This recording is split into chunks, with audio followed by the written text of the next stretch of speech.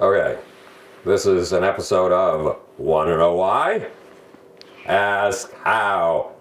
Howard the Humongous. Oi. Okay, we got a script here. Okay. It says, this week's drop in the price of oil is one of the greatest roller coaster rides in recent history. And it's turning the world upside down. In 1973, when the Arab nations hit us with an oil embargo, oil was, get this, are you ready? $3 a barrel. $3 measly dollars a barrel. That was 1973. By 2008, oil had rocketed to $127 a barrel. Got that? Weird, really, a radical increase. But today, the oil price hit less than, or at least Friday, the oil price hit less than half of what it was 6 years ago. Less than half. It traded below $60. It traded at $58.71. And today, the OPEC nations, the Arabs in the OPEC nations, have announced that they are willing to see oil go down to $40 a barrel, a third of what it was in 2008. The changes this is making is astonishing. To you and me, average Americans, $60 a barrel oil means we're likely to save $750 a year. But it means something even more important, a positive kick in the pants for our nation's economy. It means that collectively, we'll save over $4.4 billion per week. And thanks to the drop in oil prices, the global economy will grow by an extra 0.5% to a full percent per year. That's a global economic growth of an extra $600 billion a year. More than $500 billion a year.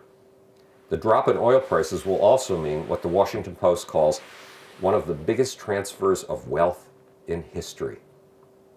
The drop in oil prices will shift $1.5 trillion from oil-producing nations to us oil consumers.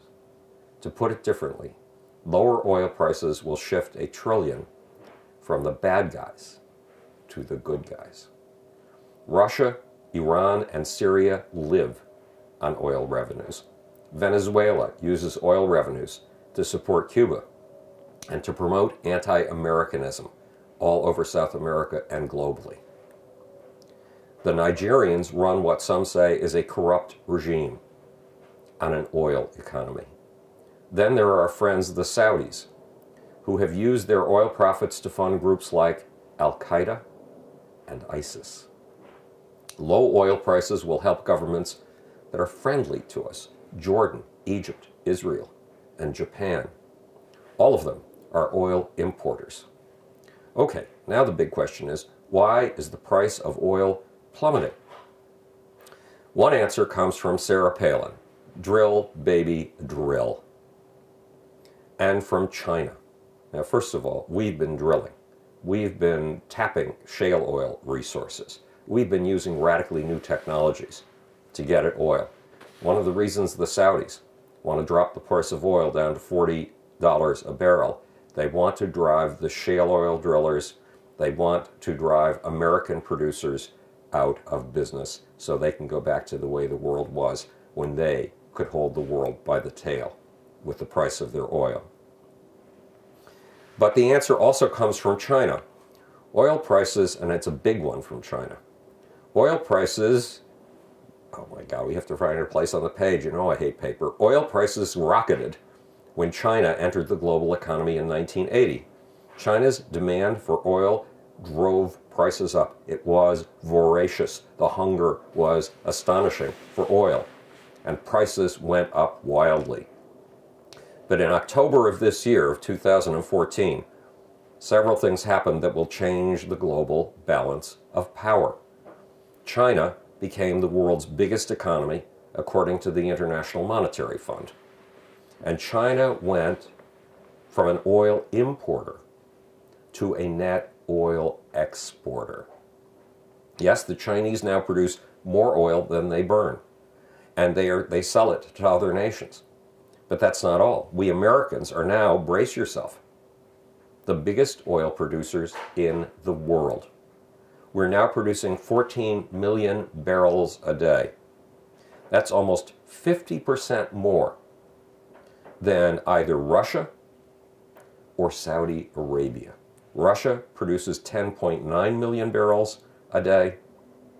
We produce 14 million. And Saudi Arabia produces less than 10 million barrels a day, and we produce 14 million. Thanks to fracking and shale oil drilling. What's more, there's now a global oil glut, an extra 2 million barrels a day that no one needs. Now, I was on Coast to Coast on Friday night, the highest rated overnight talk radio show in North America, and the host, George Norrie, said oil prices are going to go back up. George Norrie, who I respect and love because I've been on with him, I've been on that show 104 times, is wrong. Why? Because of the Chinese. So, Chinese production and American production is likely to keep oil prices down for a long time to come. Some think that low-cost energy will bring manufacturing back to America. Some think it already is bringing manufacturing back to America. And the fact is that we've added 257,000 manufacturing jobs since January of 2013. That's a big number. But we'll have to see how manufacturing does. The bottom line is that oil has turned a lot of nations evil, like Russia and Iran. Oil money corrupts. It turns governments into plutocracies. It allows those who are super rich to rule, which is happening in America and happening in Europe right now, but happening in America more than in any other country in the world right now except for China. So let's make sure that being the biggest oil producer in the world doesn't turn us evil. With the new moves in the budget bill, it was just approved by the House and Senate yesterday, that allowed the new moves in this budget bill are sneaky. And among other things, they allow those with the biggest bank accounts to buy our government through contributions, campaign contributions. So remaining good guys is not going to be easy. We are going to need to fight the forces of plutocracy.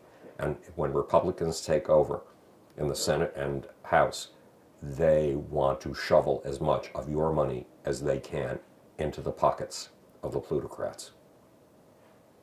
So remember, oil prices are dropping. That's improving the quality of your life and mine, or it will over the course of time. But eternal vigilance is the price of liberty. This is Howard the Humongous, speaking to you from the future. It's your job and my job to make